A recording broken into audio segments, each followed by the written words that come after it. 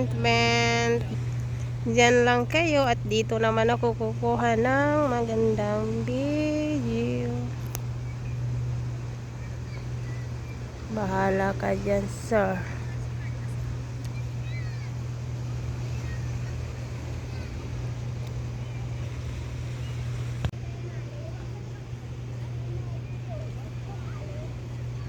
Oh.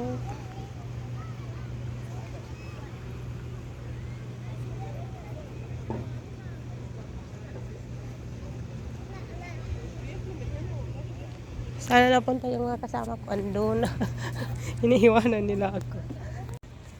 Ang pinuntahan lang namin dito ay kumain lang ng corn chowder.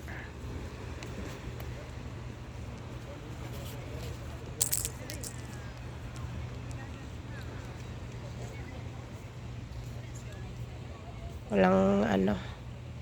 Hindi ko pwedeng ipunta doon banda. Kasi madilim na. So, dito lang tayo.